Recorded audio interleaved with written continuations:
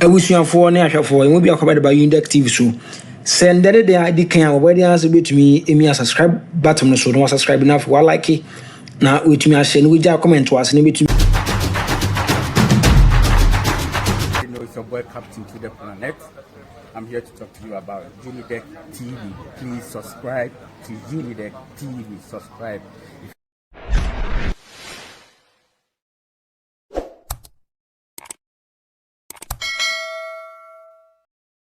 Parliament, honorable members of Parliament,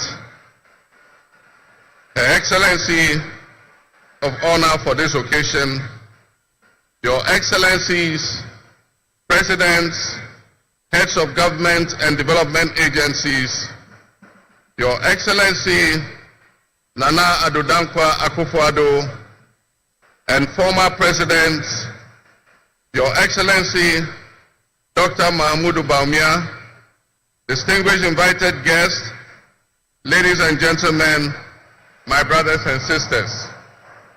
I wish you a good morning, and we give thanks to the Almighty God on this occasion. Our Father who art in heaven, we thank you for giving us this day, a day that offers me, your humble servant, a unique opportunity to work to reset our dear country, Ghana. 32 years ago, on January 7th, Ghana made its first and most successful democratic transition democracy with a new constitution that went into effect, and the Fourth Republic was officially established. I refer to it as a reset because on that day in 1993, we made our fourth attempt at establishing a democratic system of government with term limits based on free, fair, and transparent elections. The handover of power on January 7, 2001, between former President Jerry John Rawlings and at the time the newly elected President John Akuffo, tested that reset, and our nation passed with flying colors. So today, with my induction as the new President of the Republic of Ghana, history is being made once again. And it is a history worth repeating every 4 years with each newly elected president. Today, we're also making a different kind of history, one that speaks to our maturity as a democracy, a nation of citizens enfranchised with the authority at the polls to determine their political future. Today's exercise between the outgoing President, His Excellency Nana Addo Akuffo Addo, and I feels a bit like a deja vu. That is because 8 years ago to this day, on January 7, 2017, we shared this same space and performed this same transitional exercise. At the time, I was the outgoing president, having served one term, and he was the incoming president, having been given a mandate by the people of Ghana to lead this great nation of us. He and I both understood on that day, as I'm sure we are today, that it is the people of Ghana that we are elected to serve. Somehow, it seems fitting that it is with Nana Akuffo Addo that I twice shared this stage and this unique historical distinction. Because Nana Akuffo Addo and I began our national political careers in Parliament in the same year, 1996. He has always greeted me with warmth, a firm handshake, and a smile. And he is perhaps the only person in my life who has persistently chosen to call me Johnny. While we belong to opposing political parties, we shared a sense of mutual respect. In those early days, we probably could not have imagined that destiny would bring us to the leadership of our respective parties, and that we would have to face off 3 separate times as we each vied for the highest office of the land. Nana, as this will be our final meeting under these circumstances, and as I look back on the journey we have traveled together, two much younger men who entered Parliament together with a full head of black hair, and you with the same bald head and round eyeglasses, I have to say that you have, without exception, been a worthy opponent. Eased tensions and contributed to the early conclusion of the electoral contest. I wish you all the best in your endeavors. My brothers and sisters, the world in which Ghana exists today, as I begin this presidency, is not the same world in which we have lived under other presidencies. There are tensions and conflicts that have not previously existed between nations.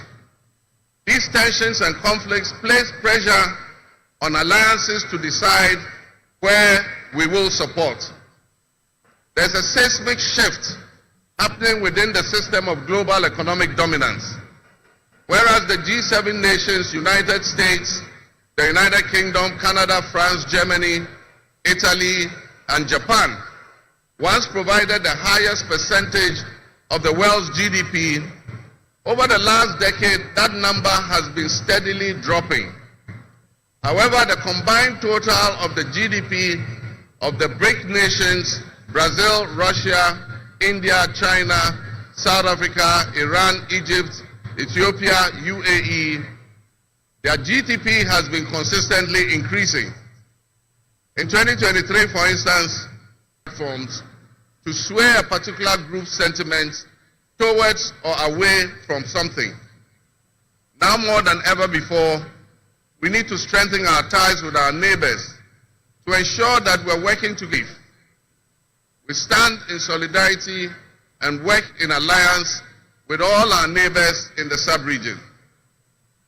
Recognizing the history of our borders, we also acknowledge that on the other side of our country's borders are our family members.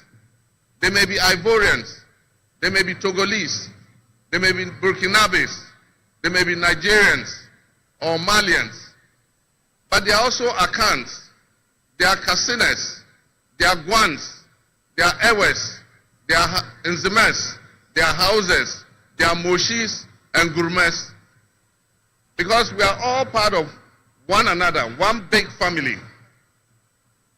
With the increase of the climate crisis, and as the waters grow warmer, melting the Arctic ice and permafrost, there's a greater likelihood for viruses that have been frozen and thought to be extinct for decades, perhaps even centuries, to begin to spread and create another global pandemic.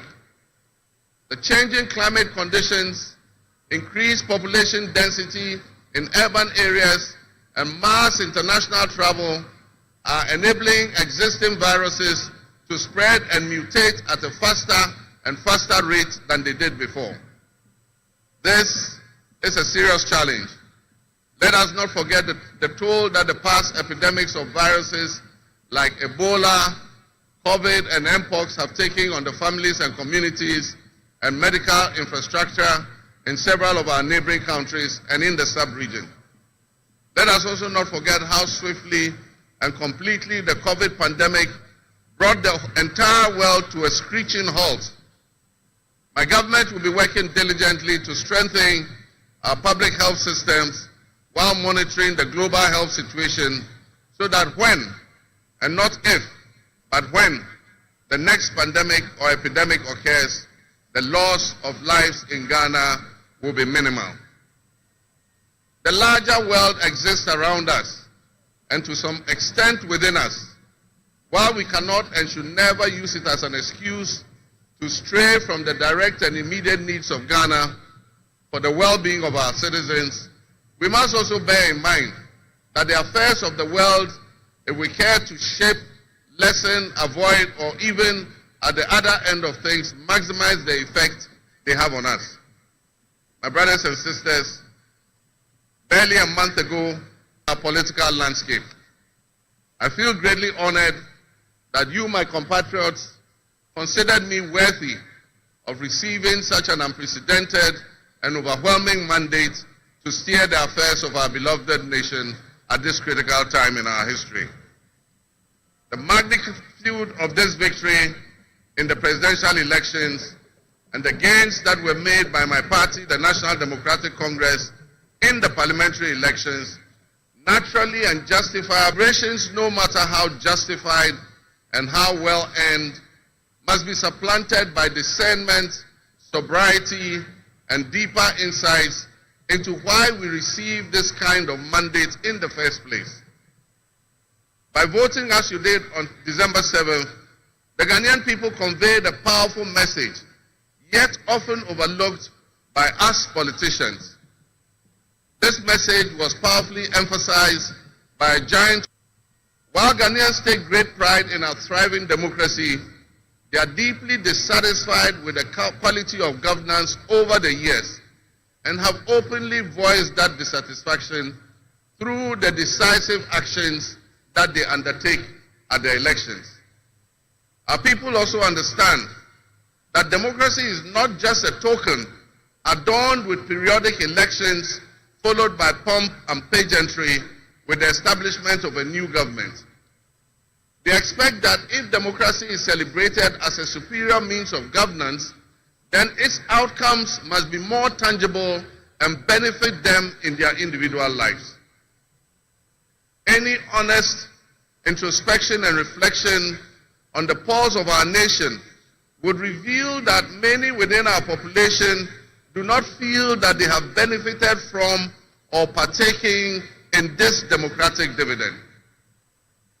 Where people buffeted by severe economic crisis and hardships, and in the last few years we have lurched from crisis to crisis. But there is hope on the horizon. Today should mark the beginning of a new opportunity, an opportunity for us to make a difference in our governance and our economic management. We shall reset our dear nation, Ghana.